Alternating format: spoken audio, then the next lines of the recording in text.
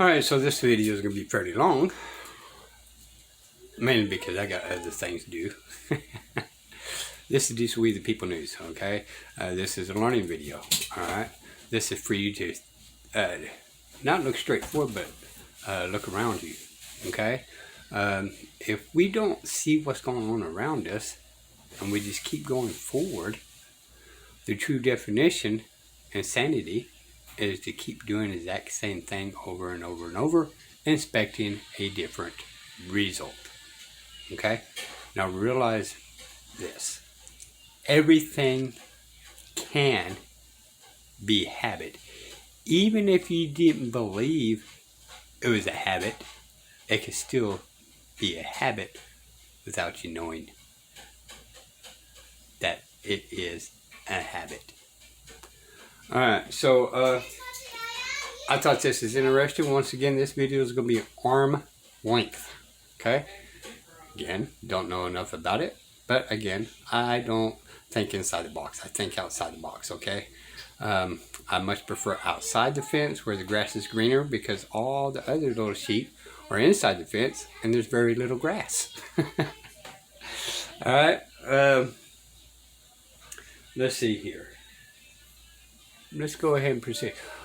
I'm going to go a step further. I guess about a year ago or so, got into a little dispute about how bums in the United States is still above kings and queens in other countries. But when you really sit and think about it, y'all, the bums on the street are not bound to work at Walmart and be on a particular time schedule. They're always going by somebody else's time schedule. If you're an attorney, you're going by the court's time schedule. If you're an attorney, you're going by the guy that you, the attorney's representing. There's time schedules. Anytime there is a time schedule, you are bound. Alright? If you're a truck driver, you're working out there, there's a time schedule. You're away from home. Alright? You got wife, family, and kids. You are bound to your family. You got restraints on you. Okay? You are not truly free. Okay? But a bum maybe has a habit, but they're not really bound to like particular families. They're not bound to a business. You know, they'll go out there and use their time the way they see fit to maybe get something from you. Okay? But that being said, he or she is truly free, because they really are not bounded to anybody else's restraint. Okay? Just saying, something to think about. Whether you guys believe the habits of this, that, here, and there, but at the same time, he or she is doing as they wish, not what somebody else is wishing upon them, like they are to you. You are in fact bound of some shape, form, or fashion. Let's go. We've been deceived, and it is a deception. It's an immaculate deception, really, when you start getting to the bottom of it. But let's go to the next bottom line here. What else do you register? Well, you register your birth, don't you? Your birth is registered, and you get a certificate. And if you look at that certificate, and it's an incredible document, really, when you start reading it with legal eyes, you just think, oh, it's got the mother's name in it. It hasn't got the mother's name. It says informant.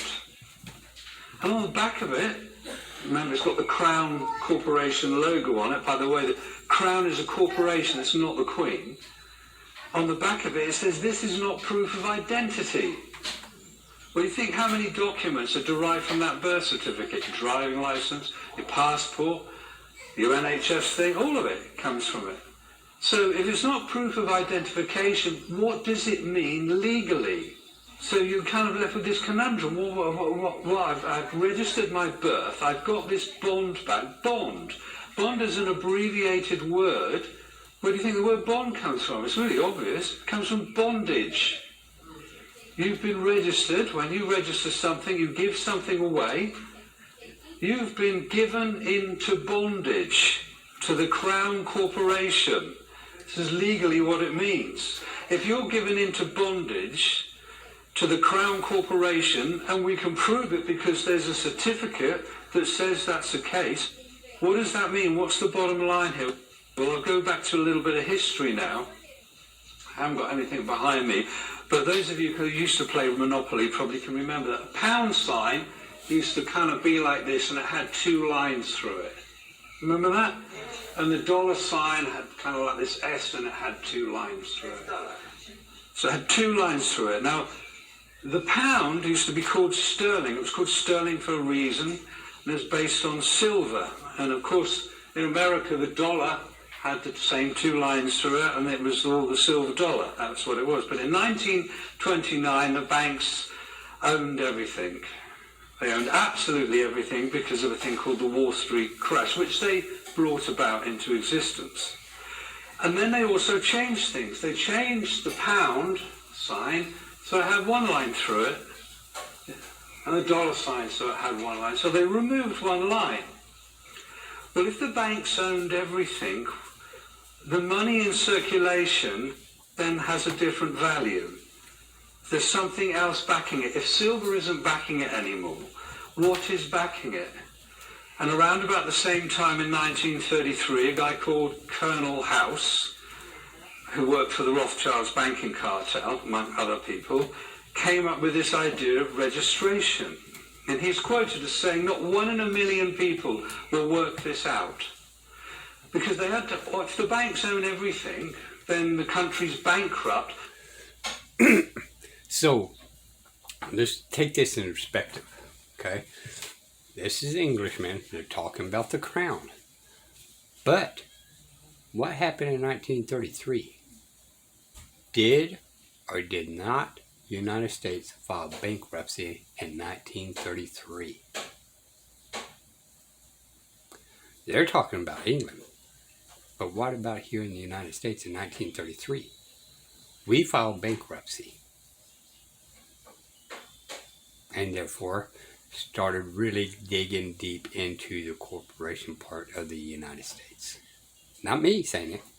28 U.S.C. 3002 says it. They have to find a way of carrying on business and commerce, don't they? So they need something else that's backing that currency.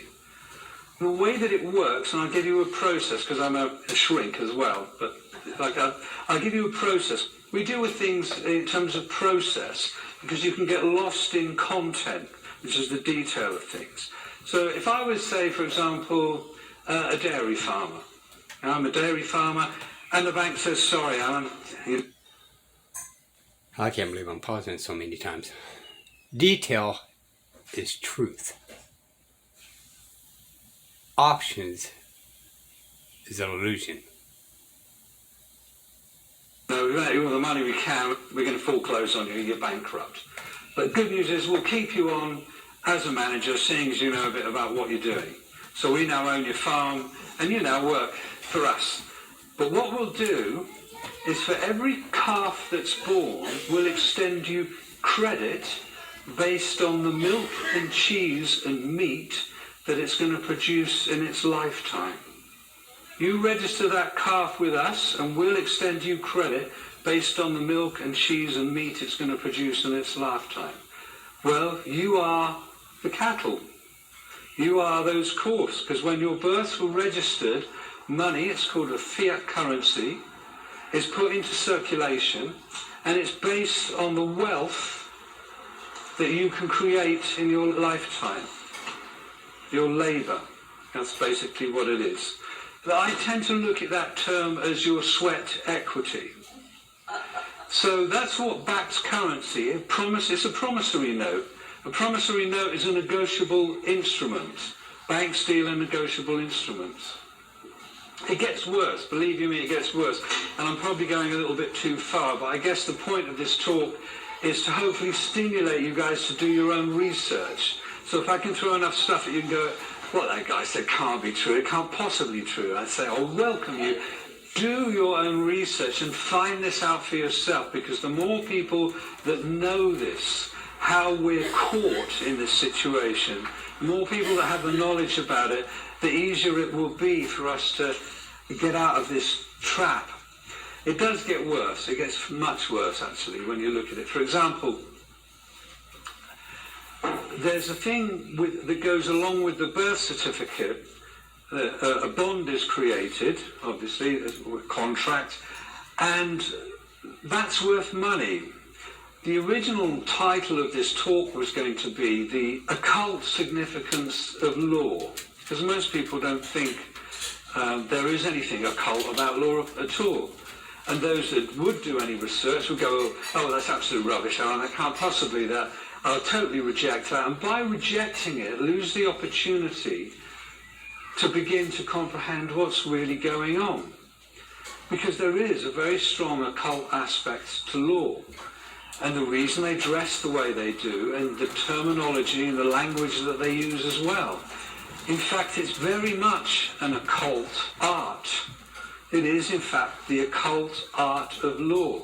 To be a member of the Bar Association goes back to Venice, the Venetians, which isn't a million miles away phonetically from the Phoenicians, who were kind of a race of pirates around the Mediterranean as well. And we have our laws are broken down into... Now, I'm going to challenge y'all. Let's just say, for argument's sake, this is not true. Okay? To you. Alright? But if you close your mind off to it, and it happens to actually be true in reality, then how can you fix something that you do not believe is true? Right? I'm just saying there's, you believe this is not true. However, the government is the one saying it's not true, and we all know they lie. They are liars. So that being said, it may be conspiracy and it may not. But who is actually lying to you more than anybody else? The government. Okay? So I'm arm's length. I do not have the knowledge to know whether this is true or correct. But I also are not thinking in a straight line. I'm thinking outside the box, y'all. The one thing I do know beyond shadow of doubt, even though I never met this guy, I trust him more than I do my own government, because I know for a fact my own government is a bunch of liars. Different forms of laws, and one of them is called the law of the sea, and one of them in the British Empire was known as Admiralty law as well, so it's very much the law of the sea. The law of business, the law of commerce, the law of money, the law of trading. Trading in slaves, trading in bales and bonds and surety. In fact, the word courtio, which is where we derive the word court from in Roman times, means to deal in bonds and surety. If you wanted justice, you'd go to the Basilica. That's where you would get justice. Not a court. Court just deals in bales and bonds. The bench is a place, if I'm a king and I own a marketplace, I've got my guys who are on my firm there, they've got a bench and they settle the disputes in the marketplace, in the bonds and the sureties, what goes on there. If someone sold something, it's been underway, then my guys come in and they decide what to do. And if you want to trade in that marketplace, you sign a contract. You have to be allowed, you get a license to trade. Remember I say you register, something's given to you, it's taken back to you. There are now terms and conditions. If you want to trade, you have to register your business. You have to give it all away, and it all comes under one heading, one big pyramid under the top of it, the Crown Corporation. They own it all the businesses, the whole thing, they own it all. It's registered to them. They decide what goes on. They own the money that you have. You think, this is my money in my pocket. It isn't. It's a promissory note. And your tax, some of the tax you pay is the rent for using that. It's theirs. They own it all. It makes sense when it's explained like this. You know, people say, well, I'm going to pay tax, I'm going to keep this. And well, it's rent for their money. They own you. And the occult aspect of it is that they own your mind, your body, and believe it or not, they believe these guys are completely off their dials. Your soul. This is why they have all the gold, because gold is an immortal metal. This is why they like the precious, they like all that gold. That's why they hold it all, and that's why they circulate money. They now own everything. They have you in bondage. It's a slave-based society, and it's a voluntary slave-based society. You've volunteered. You've entered into a contract.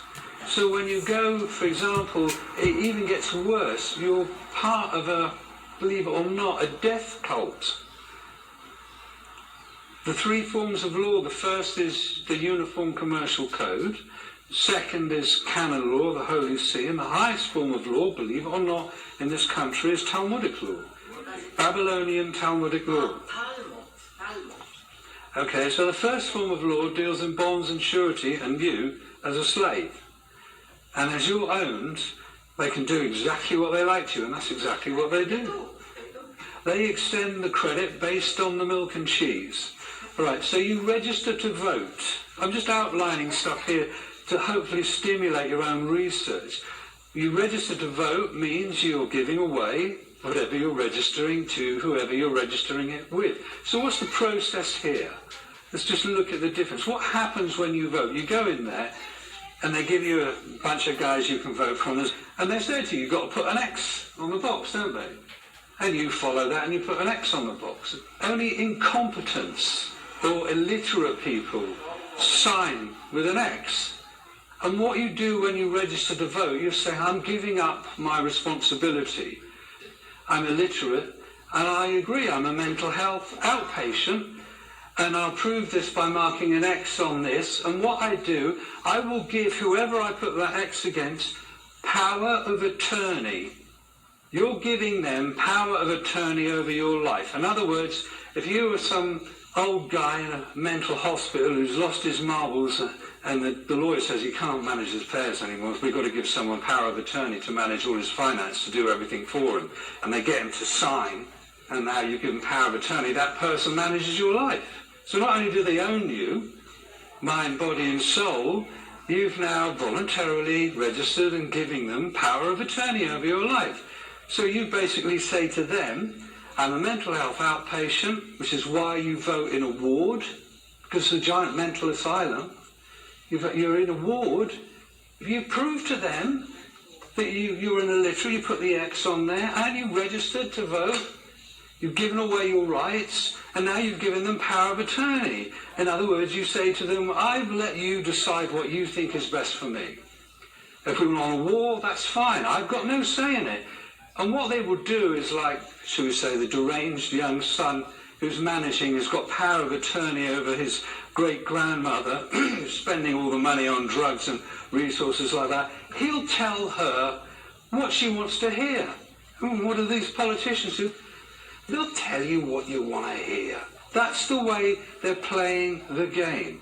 Above a mental health outpatient, which you've proved yourself to be in their game, is the House of Commons. They're commoners. So you're less than a commoner. People come to me and they say, oh, about the Magna Carta, Alan, that gave us all the rights and all the other stuff. The Magna Carta deals with baron. Baron, French for free man. You're not free. You're a bonded slave. Magna Carta is only pertinent and has any meaning to somebody who's not a bonded slave.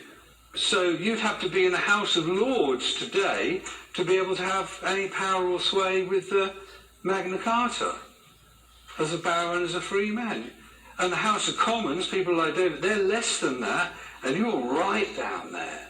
You've got no rights at all. You voluntarily gave them up.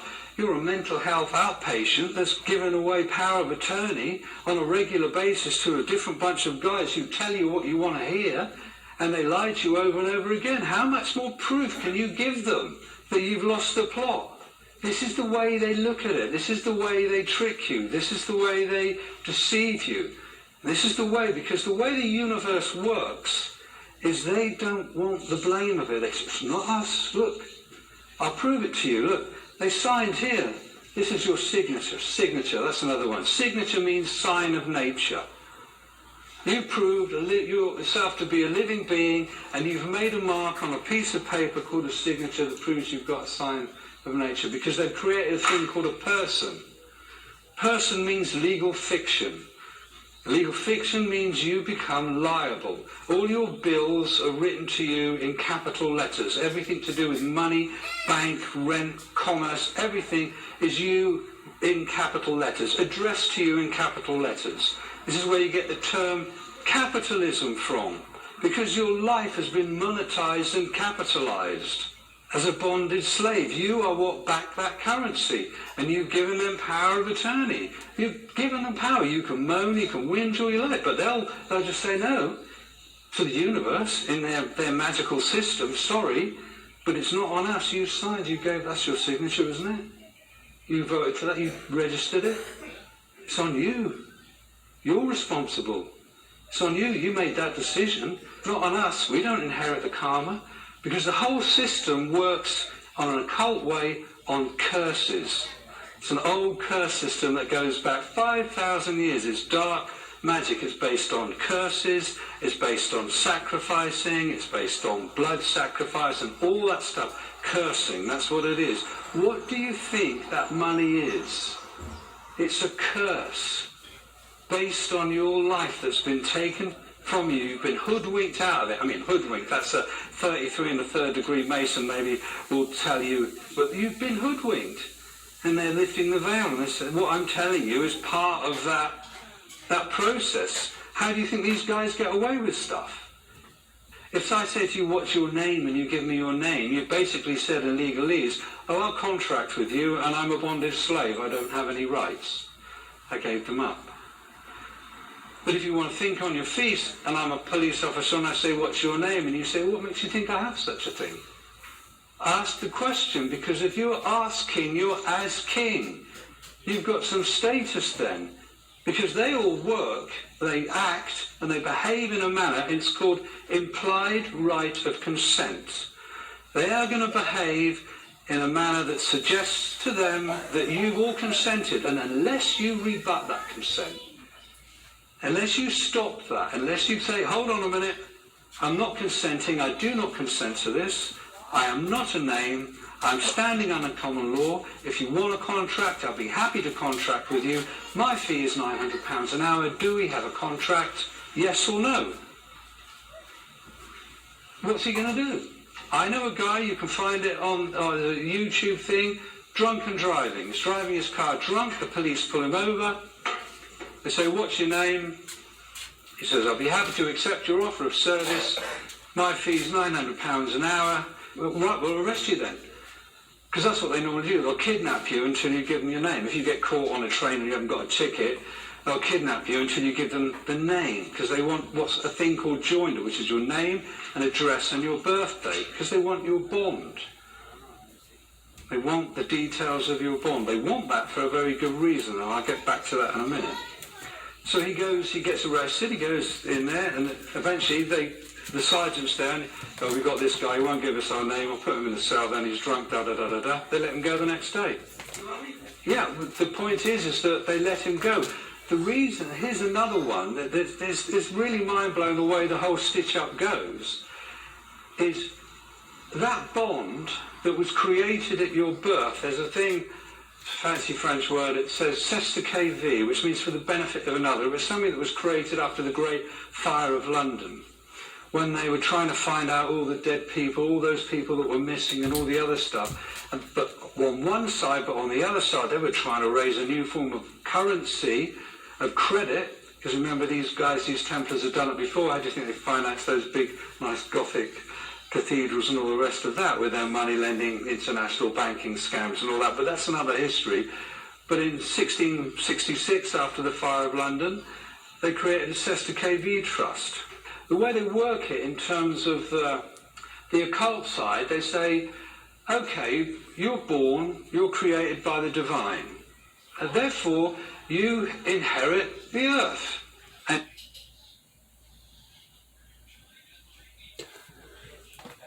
we're going to do a part 2 on this. This is the way the people news.